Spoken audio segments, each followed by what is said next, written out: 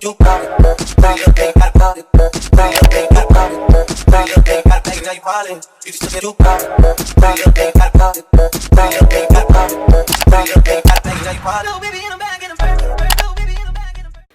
up, beauties? We're back at it again, and to start it on off, I have my bleach, I have developer, and I also have my mixing bowl and spatula thingy. So I have some saran wrap. I learned this trick from Tiara. I'll put her YouTube down below, and this just helps you look at your knots while it's being bleached, and it's just a simpler and easier way. Ever since I seen this technique, I always do it, and I absolutely love it. Now I'm going to be using about a cup of the bleach because I'm only bleaching this one closure, so I don't need that much. And I ended up using a little bit more developer than that because it was just still too powdery. So you're going to mix it until you get like a thick consistency. You don't want it to be too runny because then your knots will be over bleached. And you don't want it to be too thick because then your knots won't be bleached at all. So now I'm using my spray bottle just to wet the hair and get it out the way a little bit. And I'm also going to spray the lace. Now, I've also realized that when you spray the lace down a little bit, it helps it bleach better, just to give it that scalp look.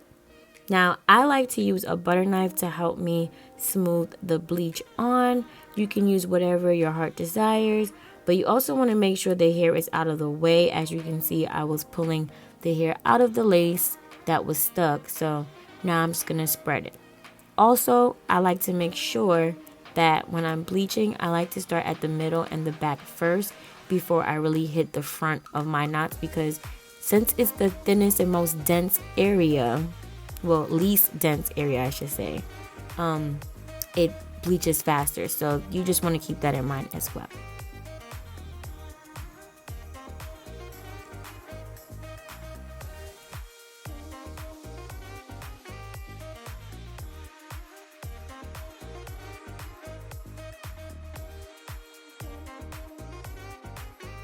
Okay, so now we're going to flip it over, and I'm going to check to make sure none of the bleach ran through the lace and actually got on the hair, but enough to make sure it's on the knots.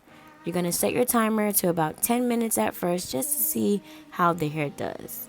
And you should always go back and check to see how the process is going, just to make sure you're not over bleaching or under bleaching, because who wants to have to bleach twice?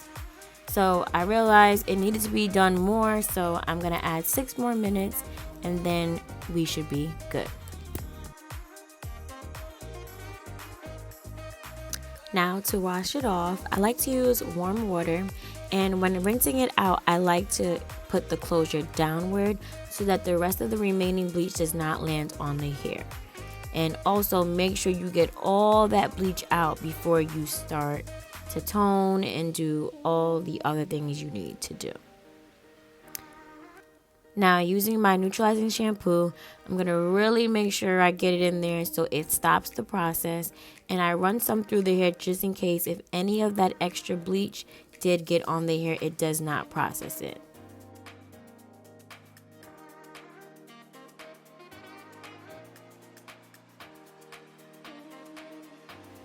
Time for a scalp check, and that looks great. Oh, I'm so happy. So now using your purple shampoo, honestly, I don't recommend this one. I recommend the Ion Color purple sulfate shampoo. That one works way better than this one, but this is the only one I could get my hands on at the time. So just look at the lace and everything is looking great. On to making the wig. Right now we're going to sew down the closure. Even though we're doing a hot glue gun wig, I always sew my closures. Now, up close and personal, I'm going to show you how I sew it down. I go through the cap, go through the lace, and then wrap it around 2 or 3 times to create that knot. That's how I always start and finish my sewing on anything that I'm doing on the cap. So now here it is again, just to show you one more time. And pretty much this is simple, and you also want to make sure that you stitch it really close so that it lays down flat and better. So now I'm just going to speed things up until we get to the next step. Enjoy!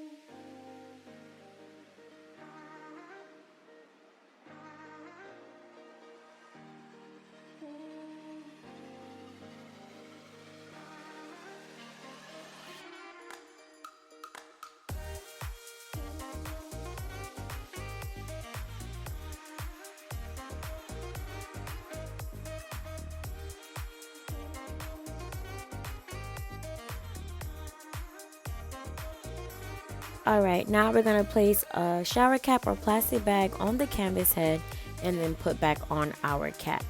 Now you're going to measure out each track, and then you're just going to get the hot glue gun, put it on the track, and literally place it on, and that is all. I kid you not, it is the most easiest way to make a wig and fastest way. I made this wig in 30 minutes and that was it. Also, when you're going to place the tracks, make sure you're placing it in a U formation all the way till you get to the top of the closure, and then you're going to close off the tracks. Also, I wouldn't put the tracks this close, especially because you're making a bob. This is something that I realized after, because it makes the bob too full and too thick. You want your bob to be a little bit thinner and more effortless. So I would suggest using at least 2 finger space in between your tracks to make sure your bob is just effortless. It still will look good like this if you like a lot of hair, to each his own, but if you want all of that movement and grooving and everything, like I said, we're not trying to be stiffy stuffies here. Make sure you at least do 2 finger spaces within each track. Also, don't worry about the glue, it can come off easily as soon as it dries. Alright, time to close this bad boy up. Now, I just take smaller tracks and go straight across all the way till I get to the top of the closure, and literally, that is it. You're done. Hey beauties, so as you can see, I was not able to finish showing you guys how I finished the wig, and that's because my files got corrupted. Basically, any YouTuber's worst nightmare, anybody who does film and records, whatever. So I did not have the files backed up and saved somewhere else.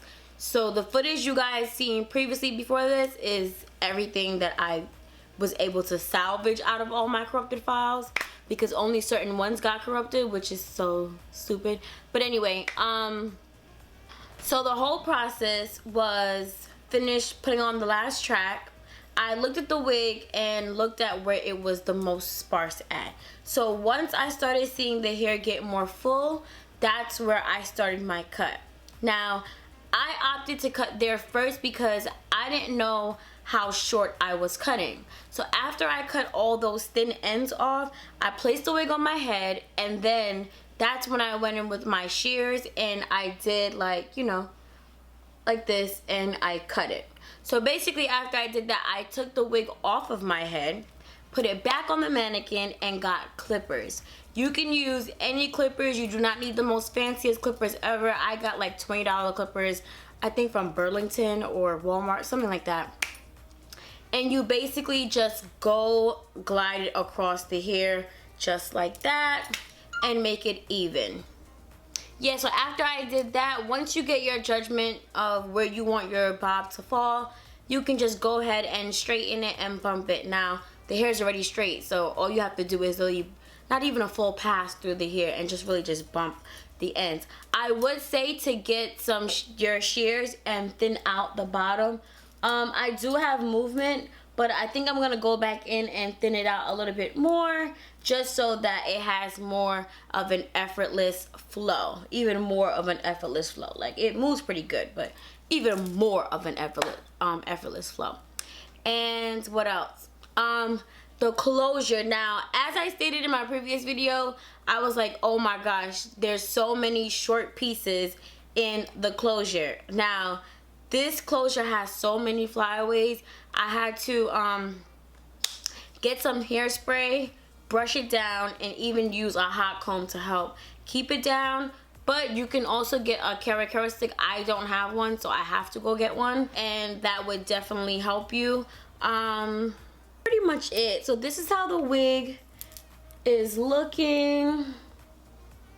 Like, this is dead my go-to wig. I've gotten so many compliments on this bob. I really do like the hair. I do recommend the hair. The hair is still silky and soft. I've been wearing this hair for a while now. I've had this hair for over a year. So the hair is good, and I do wear it.